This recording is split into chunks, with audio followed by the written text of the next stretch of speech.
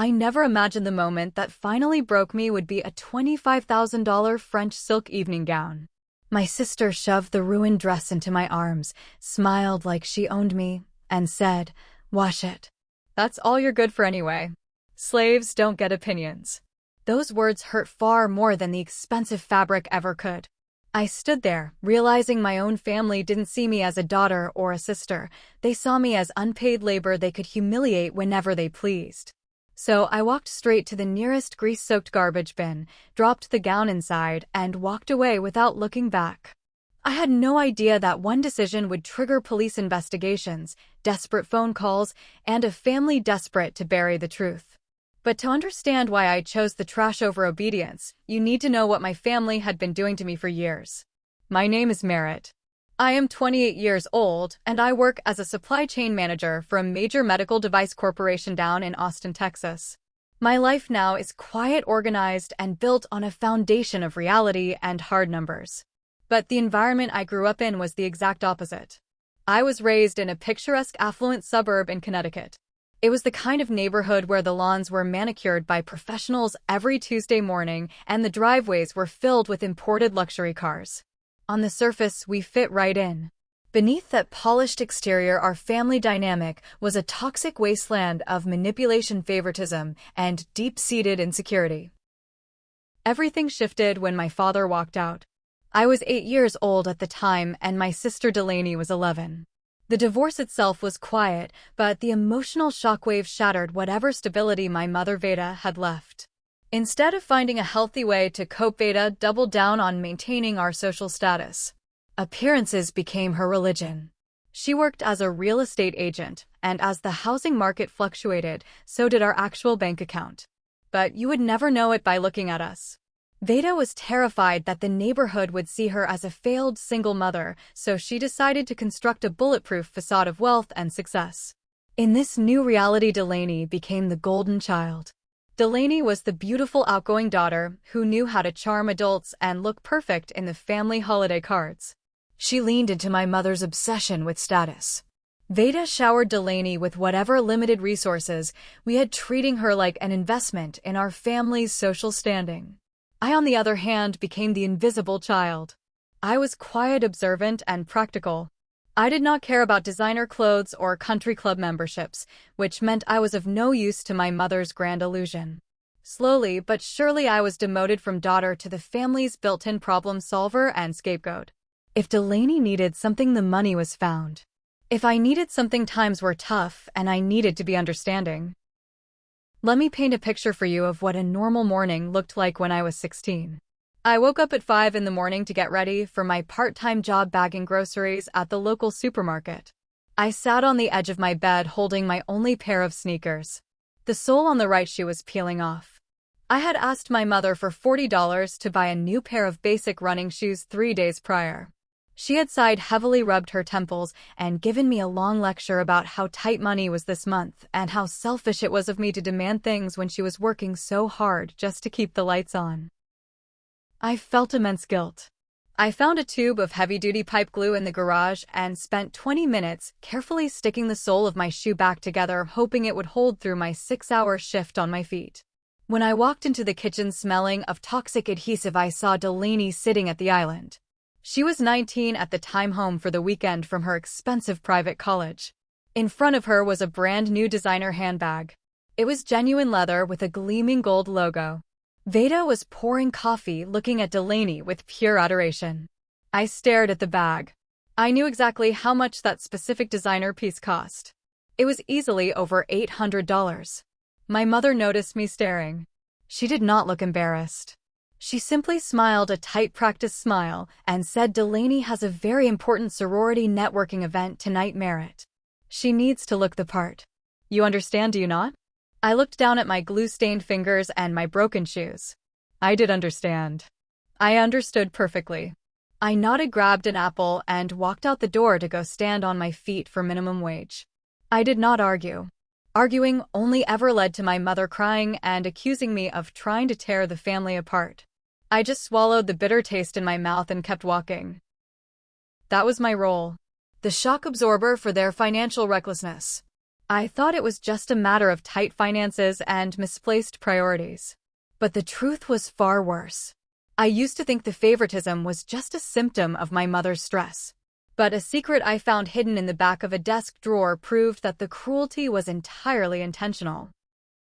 The turning point in my understanding of my family came during my senior year of high school. I was determined to get out of Connecticut. I threw myself into academics, maintaining straight A grades and taking every advanced placement class my school offered. I wanted to go to a good university, but I knew better than to ask Veda for help. I had been saving my supermarket wages to pay for college application fees. One afternoon, I was looking for a specific tax document I needed for my financial aid applications. Veda was at an open house, so I went into her home office. I opened the bottom drawer of her filing cabinet, sifting through folders. That was when I found a bank statement from a joint savings account. My heart pounded as I read the numbers. When my father left, he had set up a modest college fund for both Delaney and me. It was not a fortune, but it was supposed to be split equally. According to the document I was holding, the account had been emptied 2 years ago. There was a withdrawal receipt stapled to the back. $30,000. Next to it was a paid invoice from Delaney's elite private university. Veda had taken every single dollar of the shared college fund to pay for Delaney's freshman year tuition. She had not saved a dime for me. Just 2 weeks prior to this discovery, I had asked Veda if she could spare $60 so I could register for the SAT exam. She had looked me dead in the eye and said we were flat broke and that I should consider community college because it was more realistic for someone like me. I stood in that silent office holding the proof of my mother's ultimate betrayal. She had stolen my future to fund Delaney's present. I did not confront her. I knew exactly how that conversation would go.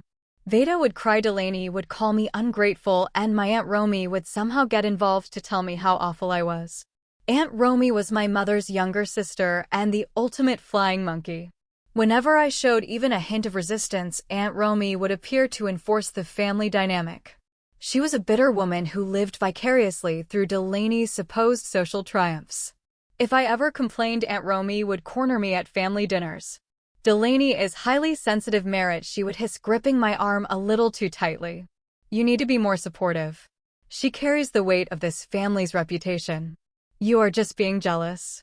So I kept my mouth shut. I put the papers back in the drawer. From that day forward, a cold, hard wall went up around my heart. I realized I had no family. I only had myself. I paid for my own SATs. I applied to a solid state university in Texas that offered me a full academic scholarship. I worked tutoring math to underclassmen to save for my moving expenses. When my high school graduation arrived, the stark contrast in our family was put on full display. I graduated top of my class. There was a small family gathering in our backyard. I stood by the snack table holding my cheap plastic cup of soda, watching my mother and Aunt Romy fawn over Delaney. Delaney had just finished her junior year of college. She had no job, no internships, and terrible grades. But she was planning a 6-week backpacking trip through Europe funded entirely by Veda's mounting credit card debt. For 2 hours at my graduation party, the entire conversation revolved around Delaney's itinerary in Paris and Rome. No one asked about my scholarship. No one asked about my plans for Texas. At one point, Delaney walked over to me, looked at my simple graduation dress, and sighed. It is cute that you are going to a state school, Merritt. It really suits you. Just try not to get stuck in some boring office job for the rest of your life, okay? I looked at her perfectly manicured nails and her smug smile. I am sure I will be fine, Delaney, I said quietly. I packed my bags 3 days later and boarded a flight to Austin. I did not look back. I spent the next several years building a life out of nothing. I worked night shifts at a logistics warehouse while taking full course loads during the day. I learned how to manage supply chains, how to optimize routes, and most importantly, how to identify weak links in a system. I treated my life the same way. I cut out the inefficiencies. The distance gave me clarity. I stopped visiting Connecticut for holidays. I kept our phone calls brief and superficial. Veda would call to complain about the real estate market, and Delaney would occasionally text me asking if I knew how to fix her laptop or if I could lend her a few $100. The answer was always no. I was thriving in my independence. But back in Connecticut, the illusion my mother and sister had built was beginning to crack under the weight of its own arrogance. The collision course was set. I just did not know that a fake charity event and a spilled glass of wine would be the spark that burned it all to the ground. By the time I turned 28, my life in Austin was everything I had ever wanted. The relentless Texas heat matched my drive. I had worked my way up the corporate ladder at a massive medical device supplier. I was a supply chain manager earning $140,000 a year. My apartment was modern, spacious, and paid for entirely by my own hard work. I had no debt. I had savings. I had control. I also had Callum. I met Callum during a routine corporate audit. He was a senior auditor for a financial firm. He was quiet, incredibly smart, and possessed a dry sense of humor that instantly disarmed my usual defenses. We bonded over bad coffee in the break room and a shared appreciation for spreadsheets that balanced perfectly. Callum was my rock. He was the first person outside of myself who looked at my family dynamic and validated my reality. He saw through the lies without me having to explain them. While my life was grounded in hard facts and verifiable numbers, Delaney's life was drifting further into pure fiction. Delaney was 31 years old and living back in my mother's house. She had bounced from one entry-level public relations job to another, getting fired or quitting because she felt the work was beneath her. Eventually, she stopped applying for traditional jobs altogether. She rebranded herself on social media as a luxury lifestyle consultant. If you looked at her Instagram, you would think she was a millionaire. Her feed was an endless scroll of high-end restaurant meals, designer outfits, and VIP access to exclusive events. She posted long captions about manifesting wealth and building an elite network. Because of my background in logistics and auditing, I knew exactly how fake it all was. I knew the restaurants were comped meals she begged for in exchange for exposure. I knew the designer clothes were either rented or bought on Veda's maxed-out credit cards and returned the next day. Delaney was playing a dangerous game of pretend, and Veda was the enabler funding the production. Veda's real estate career had stalled. The housing market was unforgiving, and her refusal to sell modest homes because they did not fit her image had destroyed her income. Yet, she continued to sink money into Delaney's lifestyle. The phone calls started becoming more frequent and more desperate. Veda would call me usually on a Tuesday evening while I was making dinner with Callum. Merit, my mother, would say, her voice trembling with manufactured stress. "Your sister has a huge opportunity. She is organizing a charity gala for the local country club. It is going to put her on the map. But she needs a little seed money to secure the caterer. Just $5,000. You make so much money now, Merit. It is time you gave back to the family." I stood at my kitchen counter chopping vegetables, my voice steady. "No, Mom. I am not funding Delaney's parties. It is for charity." Merit, Veda would snap, her tone turning vicious. "Do you have no heart? Your sister is trying to build a business. You are just sitting on your pile of money being selfish as usual.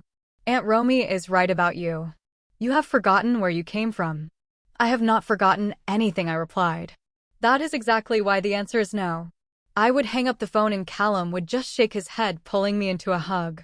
"You cannot logic someone out of a delusion they did not logic themselves into," he would say gently. I maintained my boundary. I did not send a single cent. But the pressure continued to build. Delaney's posts became more frantic, more focused on securing high-net-worth investors for her supposed lifestyle brand. She was throwing events that seemed way out of her financial league. Then came the invitation that I could not easily ignore. It was Veda's 60th birthday. My mother called and used every ounce of guilt she possessed. "It is a milestone, Merit. I am getting older. I just want my two girls together under one roof. Delaney is throwing a small, elegant dinner for me. Please, if you care about me at all, you will fly home for the weekend." I discussed it with Callum. We both knew it was a trap. We knew there was an ulterior motive. But a small, naive part of me, the part that was still an 8-year-old girl wondering why her family did not love her, wanted to believe that maybe, just maybe, my mother genuinely wanted to see me. Callum agreed to go with me. We booked our flights and a rental car. We paid for a hotel room rather than staying at the house, knowing we would need a safe place to retreat to. I prepared myself mentally for passive-aggressive comments and requests for money. I thought I was ready for anything. I thought I had built enough armor to withstand whatever Delaney and Veda threw at me. But I severely underestimated the depths of their entitlement and the sheer audacity of my sister's delusions. Have you ever been forced to fund the laziness of someone else? Have you ever watched a family member lie to the world while you knew the ugly truth? If you have, please hit the like button on this video. It truly helps the channel grow and it lets me know I am not alone. Now brace yourselves because the fateful night of the party was about to expose every single lie. We landed in Connecticut on a crisp Friday afternoon. Callum and I picked up our rental car and drove through the familiar winding roads of my childhood suburb. The massive oak trees and perfectly paved driveways looked exactly the same as they did 10 years ago. It felt like driving onto a movie set where nothing was real. We pulled up to my mother's house at 6 in the evening. I had expected a quiet family dinner, maybe a few close friends. Instead, the driveway was blocked by a valet podium. Massive spotlights swept across the front lawn. A catering truck was parked in the neighbor's driveway unloading trays of expensive hors d'oeuvres. Callum raised an eyebrow looking at the valet. "A small elegant dinner, huh?" he murmured. I gripped the steering wheel, my knuckles turning white. "This is not a birthday party," I said, my voice tight. "This is a networking event." We parked down the street and walked to the house. The moment I stepped through the front door, the noise hit me. The living room had been cleared of furniture and transformed into a cocktail lounge.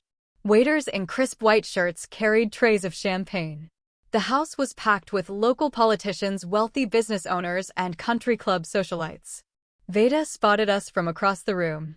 She was wearing a tailored suit that I knew she could not afford. She hurried over, grabbing my arm and pulling me into a stiff hug. "Merritt, you made it. And Callum, how nice." She did not look at us. Her eyes were darting around the room, tracking the guests. "Where is Delaney?"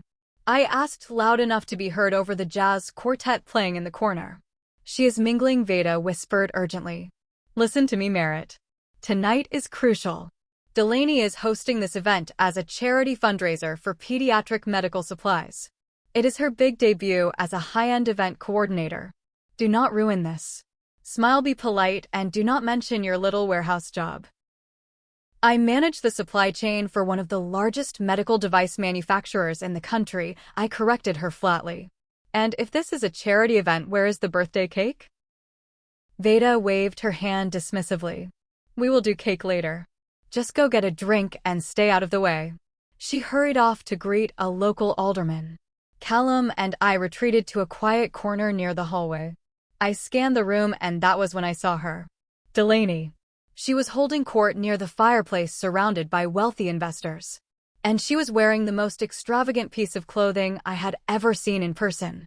It was a floor-length French silk evening gown in a deep, striking shade of crimson. The fabric draped perfectly, catching the light with every movement. It was a masterpiece of haute couture. I recognized the designer from a magazine Callum had been reading in the airport. That dress was worth at least $25,000. As I watched my sister laugh and touch the arm of a wealthy real estate developer pretending she belonged in their world, my eyes caught sight of an older woman standing near the catering table. My heart skipped a beat. It was Mrs. Maeve. Mrs. Maeve was a prominent philanthropist in the region. More importantly, she was the director of a massive healthcare foundation that just so happened to be one of the largest clients of my company down in Texas. I had sat in virtual meetings with her procurement team for the last 2 years, securing massive contracts for ventilators and surgical kits. I nudged Callum and pointed discreetly. "Do you see the woman in the navy dress? That is Maeve. Her foundation spends millions with my company. What is she doing here?" Callum frowned. "Probably got invited under the guise of the medical charity angle your sister is pushing. You should go say hello." I shook my head. "No. I am keeping work and this circus entirely separate. I do not want Delaney knowing I have actual connections to the people she is trying to hustle." We stayed in the corner observing. For 2 hours Delaney paraded around the room acting like royalty. She gave a tearful speech about how passionate she was about getting medical equipment to underfunded hospitals. I listened to her use buzzwords she clearly did not understand. She talked about supply chains and procurement pipelines with the confidence of someone who had never actually balanced a ledger in her life. The tension in the room for me was unbearable. I knew it was all a scam to boost her event planning business. But the breaking point, the moment that shattered the night into a million pieces, happened just after 9 o'clock. Delaney was standing near the hallway talking to Aunt Romy and a few younger socialites. A waiter walked by carrying a tray of red wine. Delaney turned, suddenly gesturing wildly as she spoke. Her hand clipped the edge of the tray. A wine glass tipped and a single large drop of dark red wine splashed directly onto the bodice of her $25,000 crimson silk gown. Delaney gasped. The socialites stepped back. Aunt Romy covered her mouth. Delaney's face went pale, then flushed with pure frantic rage. She looked around, desperate to maintain her composure in front of the wealthy guests. She excused herself with a strained smile and practically sprinted down the hallway toward the guest bathroom. I was standing near the hallway entrance. As she stormed past me, she grabbed my wrist with a bruising grip. "In here, now," she hissed. I let her pull me into the large guest bathroom. She slammed the door shut and locked it. The moment the door clicked, her fake, aristocratic persona vanished. She was breathing heavily, staring at the dark stain on the delicate silk. "Take it off," I said calmly. "If you dab it with club soda right now, it might not set." Delaney glared at me through the mirror. She reached around, unzipped the dress, and let it fall to the floor. She stepped out of it wearing only her expensive shapewear. She snatched the dress off the floor and shoved it hard into my chest. I stumbled back, catching the heavy silk. "What are you doing?" I asked. Delaney crossed her arms, her eyes cold and furious. "There is club soda in the kitchen. Take this to the laundry room off the garage. Do not let anyone see you. Fix it." I stared at her. "Excuse me? You want me to go hide in the laundry room and scrub your dress while you hide in here?" "Yes," she snapped. "That is exactly what I want." I placed the dress on the marble vanity. "I am your sister Delaney, not your maid. Fix your own mess." I reached for the door handle. Delaney moved faster than I expected. She stepped in front of the door, blocking my exit. Her face twisted into an ugly, mocking smirk. It was the exact same look she gave me when we were kids, right before she would break one of my toys and blame it on me. She leaned in close, her voice dripping with venom. "You will do it because I told you to. You are nothing in this house, Merritt. You have always been nothing. Now take the dress, go to the laundry room, and wash my gown. Wash it right now, you little slave." The bathroom was dead silent. I could hear the jazz music playing faintly through the walls. I looked at my sister. I looked at the incredible arrogance in her eyes. She genuinely believed she owned me. She believed that because I had always walked away quietly, I would bow my head and obey. There is a specific kind of clarity that washes over you when a relationship finally completely dies. It is not a dramatic explosion of rage. It is a quiet, freezing realization. Looking at Delaney standing there in her shapewear, demanding I act as her personal servant, I felt absolutely nothing for her. The guilt was gone. The obligation was gone. The phantom hope that I could ever have a normal sister evaporated into the humid air of that bathroom. I did not scream. I did not cry. I did not even raise my voice. I looked her dead in the eye and picked up the heavy crimson silk dress from the vanity. The fabric pulled over my arms, cool and luxurious. "Fine," I said, my voice dangerously soft. "I will take care of it." Delaney's smirk widened into a triumphant grin. "That is what I thought," she sneered, stepping away from the door. "Hurry up. I have investors waiting." I unlocked the bathroom door and stepped out into the hallway. The dress was heavy in my arms. I did not try to hide it.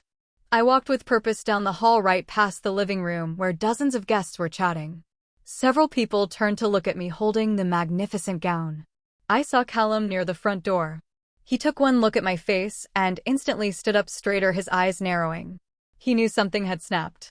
I walked straight through the formal dining room and pushed through the swinging doors into the large kitchen. The caterers were busy plating appetizers. They paused, watching me march through their workspace. I did not stop in the kitchen. I kept walking, pushing open the heavy back door that led out to the driveway near the garage. The night air was cool. The valet drivers were standing at the end of the driveway smoking. Right next to the garage doors sat 3 large heavy-duty plastic garbage cans. Tomorrow was trash day. I walked up to the middle can. I stepped on the pedal. The lid popped open. The smell of rotting food, stale beer from the caterers, and grease hit the air. I did not hesitate. I did not think about the price tag. I held the $25,000 French silk gown over the open bin and simply let go. The fabric slid from my hands and landed with a soft, wet thud right on top of a pile of coffee grounds and cracked eggshells. I stared at it for exactly 1 second. Then I let my foot off the pedal. The heavy plastic lid slammed shut with a loud, sharp crack that echoed off the garage walls. Merritt. I turned around. Delaney was standing in the doorway of the kitchen, clutching a silk robe tightly around herself. Her face was a mask of absolute horror. She had followed me. She had watched the entire thing. "What did you do?" she shrieked, her voice cracking. "What did you just do?" Her scream was so loud that the music inside seemed to stop. The caterers in the kitchen froze. Footsteps hurried toward the back door. Veda pushed past Delaney, rushing out onto the patio. Aunt Romy was right behind her. "What is going on?" Veda demanded, looking frantically between us. "Delaney, why are you not dressed?" "She threw my dress in the trash," Delaney wailed, pointing a shaking finger at the garbage cans. "She threw it in the literal garbage." Veda's face turned purple. She marched toward me, raising her hand as if to strike me. "You ungrateful little bitch," she hissed. "That dress costs more than you make in a year. Get it out. Get it out right now." I stood my ground. I did not flinch as Veda's hand stopped inches from my face. "No," I said. My voice was loud enough to carry through the open door into the kitchen, where several guests had now gathered to watch the drama. I looked directly at Veda, then at Delaney. "The slave is resigning. I am done. I am done fixing your mistakes. I am done funding your delusions. And I am done being treated like garbage so you two can pretend to be royalty. You want the dress? Dig it out yourself." I turned my back on them and walked toward the front of the house. Veda was screaming behind me. "You will pay for this. I will see you, Merritt. I will take every penny you have." I walked back into the living room. The party had ground to a halt. Everyone was staring.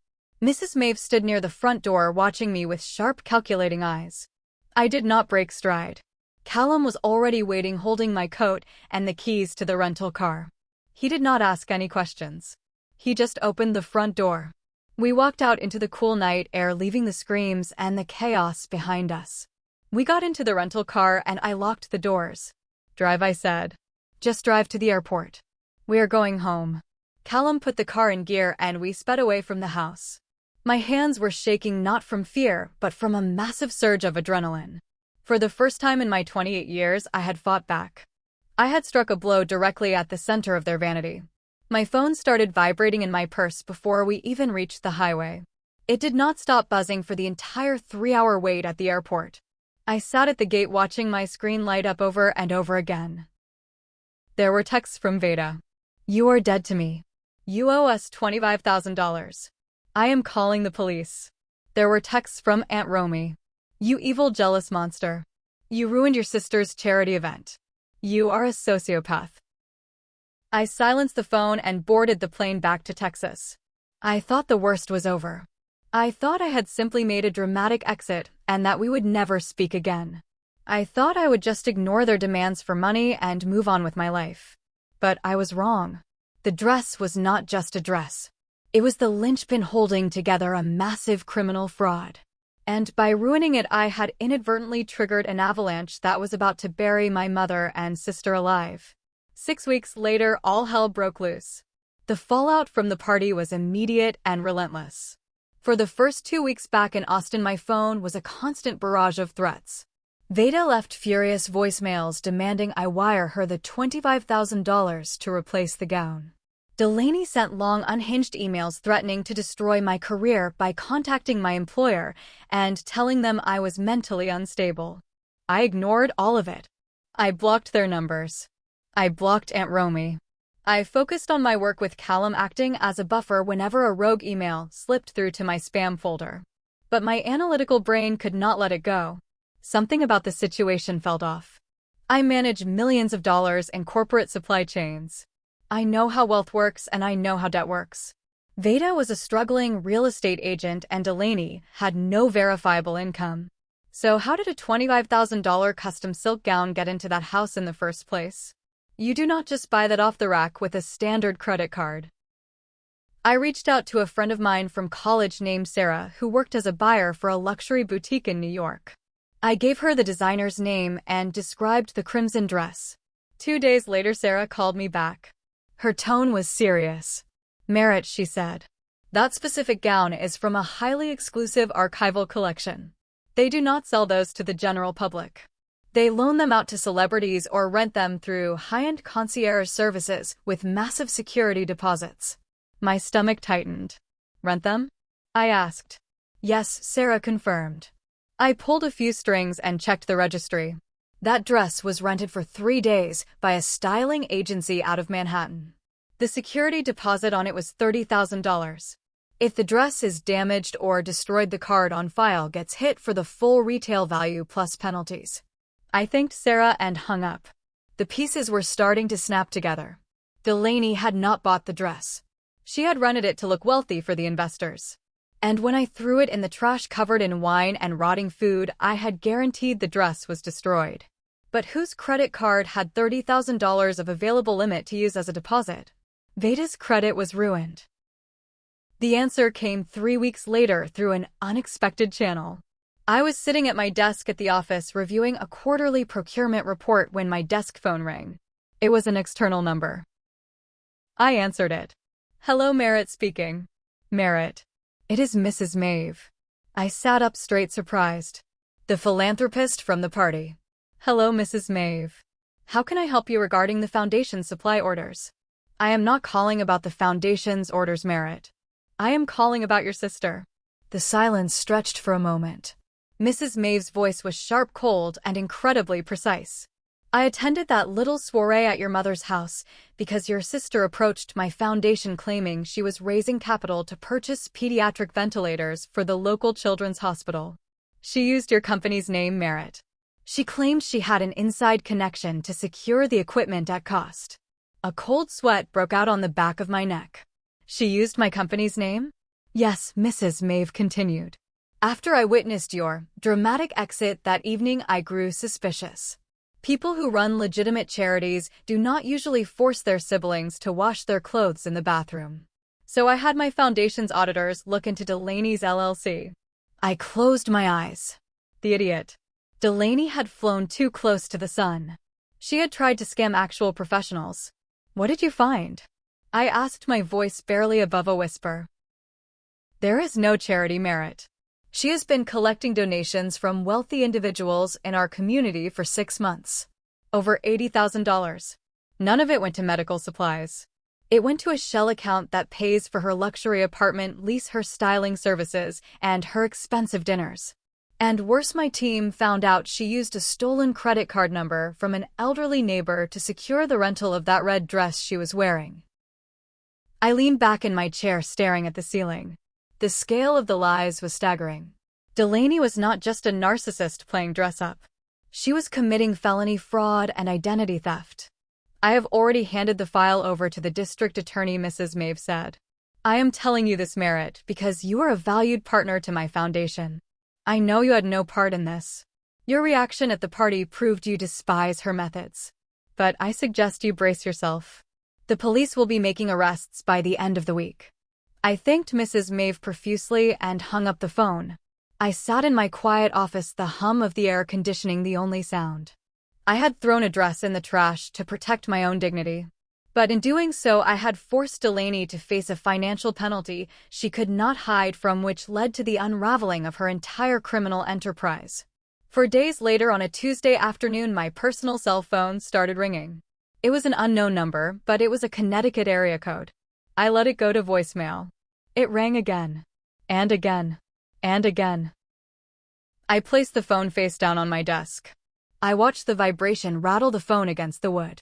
By the time I left the office at 5 o'clock, I had 49 missed calls and 23 voicemails from various numbers. When I got to my car, I locked the doors and listened to the first voicemail. It was Veda. She was not angry anymore. She was terrified. She was sobbing so hard she was choking on her own words. Merritt. Merritt, please pick up. The police are here. They are tearing the house apart. They put Delaney in handcuffs. They are taking her away. Merritt, you have to help us. You know lawyers. You have money. Please, she is your sister. She is in terrible trouble. Call me back right now. I am begging you.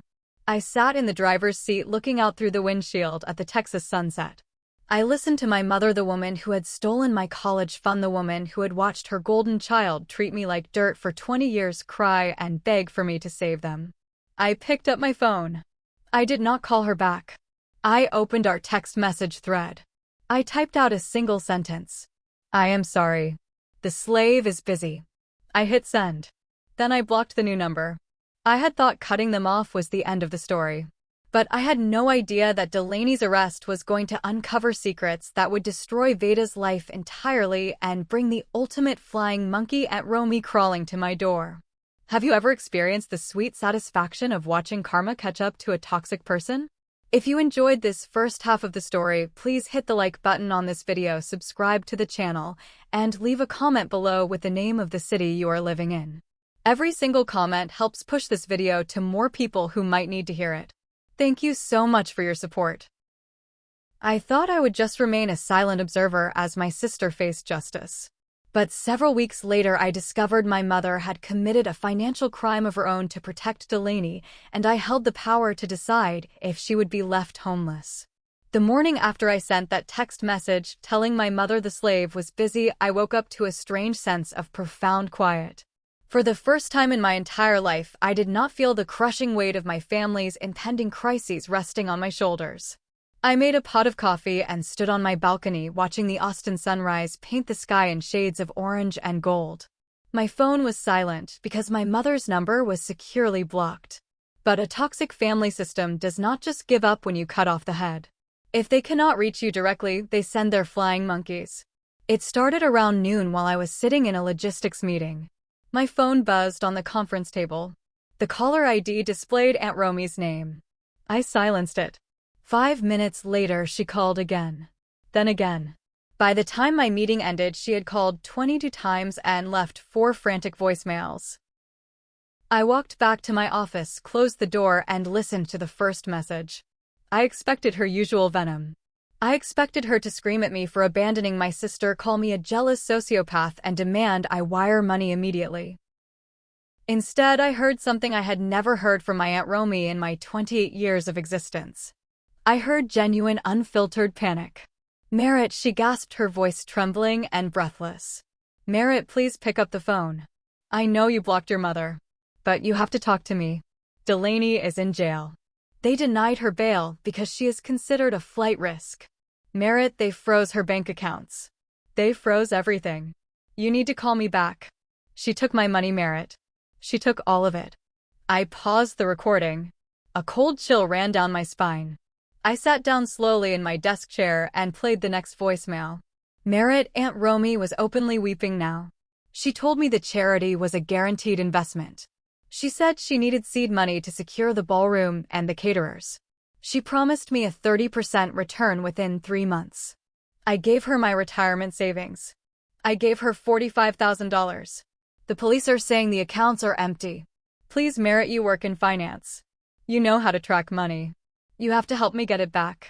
I stared at the wall of my office, letting the sheer magnitude of the betrayal wash over me. Delaney had not just scammed wealthy socialites and Mrs. Maeve. She had scammed our own aunt. She had looked the woman who had fiercely defended and enabled her for 2 decades right in the eye and stolen her entire life savings to fund a fake, luxurious lifestyle. For a brief moment, a flicker of pity sparked in my chest. Aunt Romy was a bitter, mean-spirited woman who had made my childhood miserable, but she was now a victim of the monster she had helped create. My phone buzzed again in my hand. Aunt Romy was calling. I took a deep breath and pressed accept. Hello, Aunt Romy, I said, my voice flat and professional. Oh, thank God you answered, she sobbed. Merritt, you have to come home. Your mother is falling apart. The police took Delaney's laptop, her phones, even her designer clothes. We need a lawyer. We need you to pay for a defense attorney. I stopped her right there. No, I will not be doing that. Merit, please, Aunt Romy begged. I am ruined. Your mother is ruined. We do not have the funds to fight this. You are her sister. I leaned forward, resting my elbows on my desk. Aunt Romy listened to me very carefully. For 20 years you stood by and watched my mother strip away every opportunity one had to hand it to Delaney. You called me selfish when I worked minimum wage just to buy my own shoes. You told me I was jealous of her grace and her success. You fed her delusion that she was untouchable. I paused, letting the silence stretch over the line. I heard her breath hitching. You built this, Aunt Romy, I continued softly. You and my mother created a person who believes she is above the law and above basic human decency. You handed her your life savings because you wanted to ride her coattails into high society. Now the bill has come due. I am not paying it. I am not tracking your money. I am not hiring a lawyer. But she is family, Aunt Romy cried out, her voice cracking. She is a criminal, I corrected her. And you are a victim of your own creation. Do not call this number again. I hung up the phone and blocked her number too. I felt a slight tremor in my hands, but my chest felt remarkably light. The flying monkey had finally fallen. The enablers were now drowning in the very flood they had spent years trying to redirect onto me. That evening I told Callum everything. We sat on the couch eating takeout and I played Aunt Romy's voicemails for him. Callum listened silently, his jaw tight. When the recording finished, he set his food down and pulled out his laptop. You know, he said, adjusting his glasses, I am a forensic auditor. And criminal indictments are public records. Do you want to see exactly how deep this hole goes? I nodded. Show me. Callum spent the next hour navigating the online portals for the Connecticut state court system. Because Delaney had been formally arraigned earlier that morning, the initial charging documents were already a matter of public record. When Callum finally pulled up the file and mirrored his screen to our television, I felt my jaw drop. The arrogance of my sister's crimes was staggering. It was not a simple misunderstanding or a bad business deal. It was a calculated, multi-layered fraud. According to the indictment, Delaney was facing 4 counts of wire fraud, 2 counts of identity theft, and 1 count of grand larceny. The total amount she had allegedly stolen from various donors, including Mrs. Maeve's foundation and our Aunt Romy, exceeded $80,000. But the most shocking part was how stupidly she had executed it. Look at this, Callum said, pointing to a section of the document detailing her supposed vendor payments. She registered a fake LLC under the name Elite Medical Solutions. She claimed she was purchasing pediatric ventilators and surgical supplies from overseas wholesalers. I leaned closer to the screen, reading the names of the suppliers she had listed on her fake invoices. My blood ran cold. Callum, I whispered, my eyes wide. Those names. Apex Med Supply and Global Health Logistics. Do you know them? He asked. Know them? I practically shouted. I blacklisted them at my company 2 years ago. They are notorious shell companies used by scammers to funnel money offshore. They do not actually sell medical equipment. They sell fraudulent shipping manifests.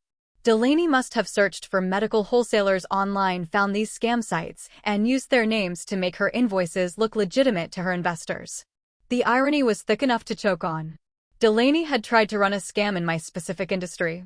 She had used my company's name to gain Mrs. Maeve's trust, but because she actually knew nothing about supply chain management, she had accidentally chosen blacklisted vendors whose names immediately triggered red flags in Mrs. Maeve's accounting department. She thought she was smarter than everyone else, I said, shaking my head. She genuinely believed she could just play pretend and the world would bow to her. Callum scrolled further down the document. It gets worse, Merit. Look at the credit card fraud section. I read the paragraphs detailing how Delaney had secured the rental for the $25,000 crimson silk gown. She had befriended an elderly widow who lived 3 houses down from my mother.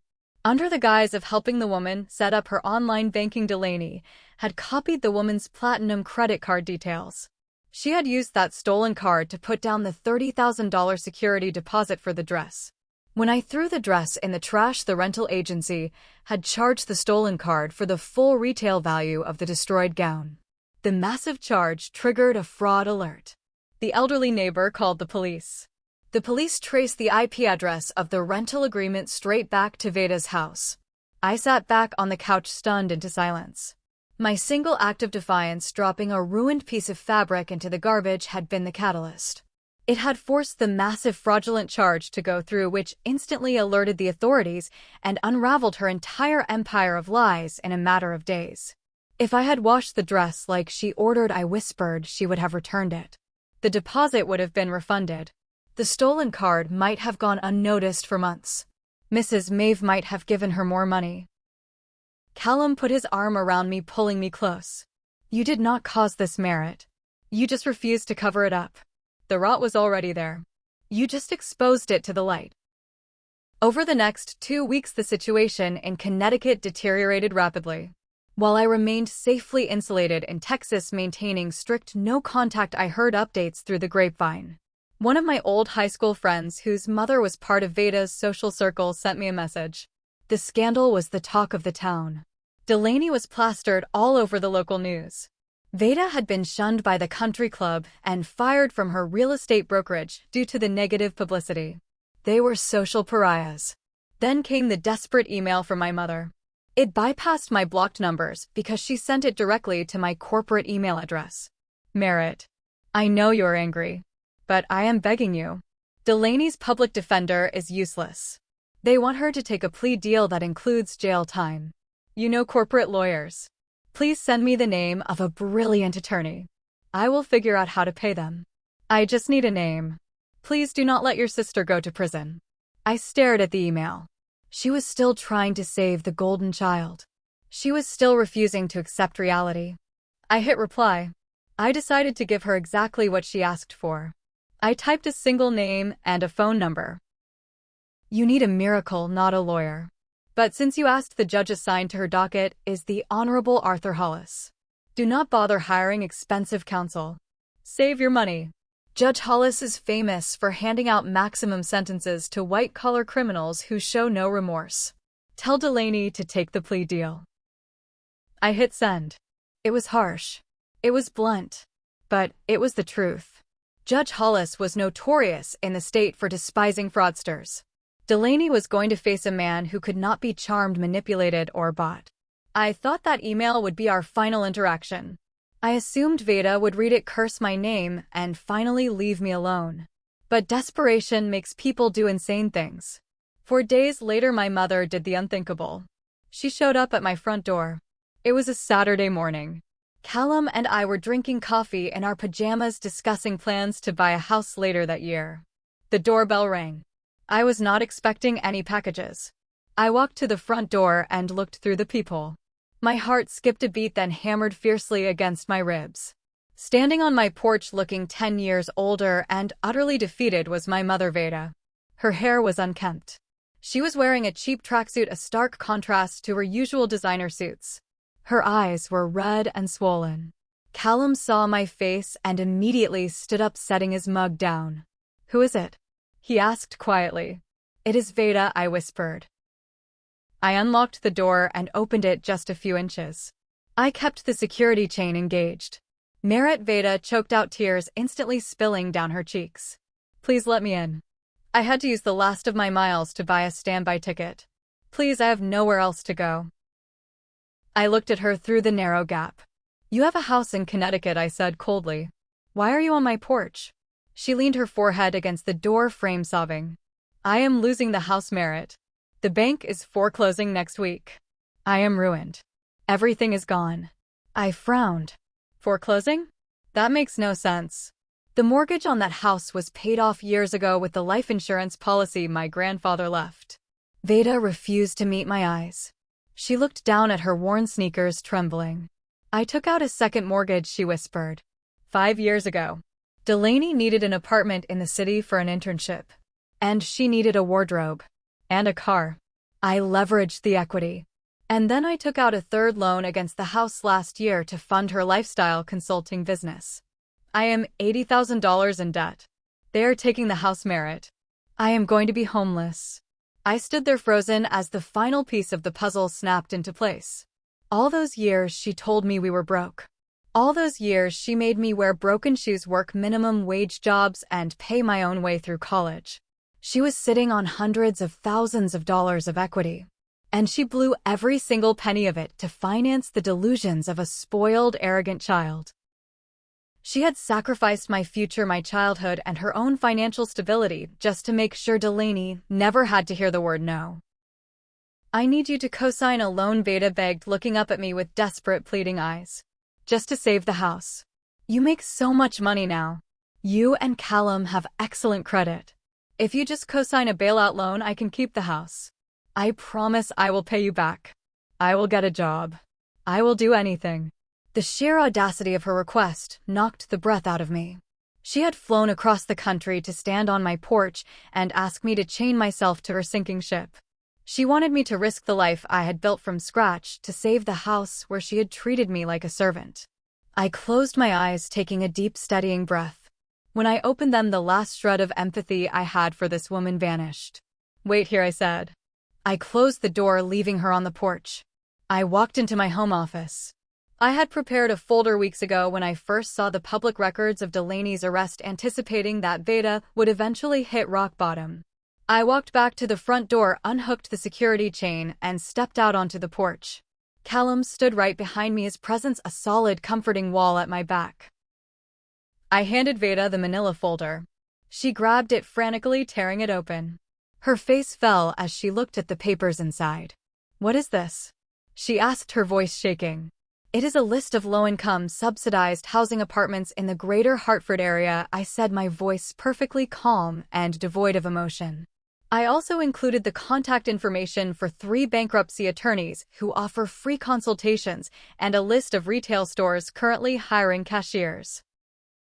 Veda stared at the papers as if I had handed her a venomous snake. "You cannot be serious. I am your mother, Merritt. I am asking for a loan. I am asking you to save my home." "That is not your home anymore," I replied. "The bank owns it because you handed it to them. You made a choice, Veda. Every single day for 20 years you made a choice. You chose the illusion over reality. You chose Delaney over me. You chose to fund her crimes instead of protecting your own life." "Merritt, please," Veda wailed, dropping the folder. The papers scattered across the concrete. "I am sorry. I was wrong. I see it now. Delaney ruined everything. She lied to me." "She did not lie to you," I snapped, my voice finally rising, cutting through the crisp morning air. "You knew exactly who she was. You encouraged it. You demanded I wash her $25,000 stolen dress while you screamed at me in the kitchen. You loved her arrogance because it made you feel important. You are not a victim, Veda. You are an accomplice." Veda recoiled, taking a step back, as if I had physically struck her. "You have to leave now," I said, pointing down the street. "Your flight back to Connecticut is your problem. Your bankruptcy is your problem. Delaney's prison sentence is your problem. If you ever show up at my house again, I will call the police and have you arrested for trespassing." Veda looked at me, then looked at Callum, who was staring at her with cold, unrelenting disgust. She realized in that moment that her tears had zero currency here. The guilt trips would not work. The manipulation was dead. She turned around and walked slowly down the driveway, her shoulders slumped, her fake, aristocratic posture completely shattered. I stood on the porch and watched her walk until she disappeared around the corner. I did not feel triumphant. I felt exhausted. But as Callum wrapped his arms around me from behind, resting his chin on my shoulder, I felt an incredible sense of peace. The storm had finally passed. The justice system moves slowly, but it moves with crushing inevitably. 3 months after Veda walked away from my porch in Austin, Delaney stood in a Connecticut courtroom and faced the consequences of a lifetime of unchecked privilege. I did not attend the trial. I received the updates through a Google News alert I had set up on my phone. Delaney had refused the plea deal. Her arrogance convinced her she could charm a jury the same way she had charmed her investors. She took the stand in her own defense, wearing a modest blouse and crying softly, claiming she was just an inexperienced businesswoman who got overwhelmed by accounting errors. But Judge Arthur Hollis was not a country club socialite. He was a ruthless pragmatist. He allowed the prosecution to dismantle her piece by piece. They presented the blacklisted vendor invoices. They played the recorded phone call of the elderly neighbor realizing her credit card had been stolen. They brought Aunt Romy to the stand, who sobbed hysterically as she testified that her own niece had knowingly drained her retirement fund. The jury deliberated for less than 4 hours. They found Delaney guilty on all charges. During sentencing, Judge Hollis delivered a speech that made the front page of the local newspaper. He looked down at my sister, who was shaking and crying genuine tears of terror for the first time in her life. "You are not a misguided entrepreneur, Ms. Delaney," he stated, his voice echoing in the silent courtroom. "You are a predator. You used the guise of charity to steal from your community. You stole from the elderly, and you stole from your own blood. You believed the rules did not apply to you. Today you will learn that they do." He sentenced her to 2 years in a federal minimum security prison, followed by 5 years of strict probation. She was ordered to pay full restitution to her victims. When the bailiff locked the handcuffs around Delaney's wrists and let her out of the courtroom, her golden facade was officially dead. She was no longer a luxury lifestyle consultant. She was inmate number 84920. Veda's downfall was equally brutal, though far less publicized. Without my financial bailout, the bank foreclosed on the house. The grand suburban estate with the manicured lawns and the circular driveway was auctioned off. Veda moved into a cramped 2-bedroom apartment in a noisy complex near the highway. She had to file for Chapter 7 bankruptcy, wiping out her debts, but destroying her credit for the next decade. To pay her rent, the woman, who used to wear Chanel suits to neighborhood parties, took a job as a cashier at a local pharmacy. 6 months after the sentencing, I received an email from Veda. It was short and lacked the usual dramatic flair. "Merit. I am working the register at CVS. Aunt Romy will not speak to me. Delaney calls me collect from prison and blames me for not raising enough money for a better lawyer. I live in a terrible apartment and my back hurts every single day. You were right. About all of it. I traded my real daughter for a fantasy. I am sorry. I know you will not reply, but I needed to say it." I read the email twice. It was the closest thing to a genuine apology she had ever offered. She was finally experiencing the consequences of her actions. But an apology does not erase 20 years of financial abuse and emotional neglect. It does not glue the soles of my childhood shoes back together. It does not replace the college fund she stole. I closed the email and deleted it. I maintained my ironclad boundary. I chose not to reply. Some bridges are burned so thoroughly that there is no foundation left to rebuild on. My life in Austin continued to flourish. Without the constant background noise of my family's drama, I poured my energy into my career and my relationship with Callum. I was promoted to Director of Supply Chain Logistics, earning a salary that would have made Veda faint. But unlike my family, I did not flaunt it. I invested quietly, I lived comfortably, and I built a fortress of security around myself. Callum and I bought our house. It was a beautiful mid-century modern home with a huge backyard for the rescue dog we adopted. We filled the house with art, we loved friends who supported us, and a profound sense of mutual respect. Sometimes late at night, sitting on the patio, string lights glowing overhead, Callum would ask me if I ever miss them. "I do not miss the people, they actually are," I told him honestly. "Sometimes I mourn the mother and sister I wish I had. But the peace I have right now is worth infinitely more than a fake relationship built on obligation." 2 years have passed since the night of the party. A lot has changed. Delaney was released from prison 3 months ago. According to the rare updates I get from old acquaintances, she is living with Veda in that tiny apartment. She is working a minimum wage data entry job to pay off her massive restitution orders. She has no social media presence. Her reputation is permanently ruined in Connecticut. Veda is still working at the pharmacy. The reality of her choices has aged her a decade. They are trapped together in a prison of their own, serving a life sentence of mutual resentment and shattered illusions. As for me, I am getting married next month. Callum proposed during a hiking trip in Colorado. We are keeping the wedding small. Just 50 of our closest friends, colleagues, and Callum's supportive family. There will be no invitations sent to Connecticut. I am walking down the aisle by myself, unburdened by the weight of my past. Looking back on the entire ordeal, the biggest lesson I learned is that setting boundaries is not an act of cruelty. It is an act of survival. For years, I was conditioned to believe that tolerating abuse was the price of admission for having a family. I believed that if I just worked harder, gave more, and stayed quiet, eventually, they would see my value. But toxic people do not value your sacrifices. They expect them. The moment I picked up that ruined $25,000 gown and threw it in the trash, I stopped playing their game. I refused to be their shock absorber. And the second I stepped out of the way, the entire structure collapsed under its own corrupt weight. You cannot save people who are determined to destroy themselves. And you certainly should not let them drag you down with them. The best revenge is not plotting their downfall.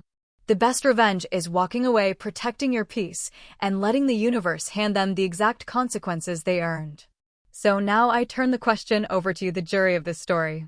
Some distant relatives and old family friends still whisper that I was too harsh. They say that when Veda showed up on my porch crying about losing her house, I should have co-signed the loan. They argue that blood is thicker than water and that sending my mother to live in a cheap apartment was cold-blooded. Do you think I was wrong to turn my mother away when she was on the verge of homelessness?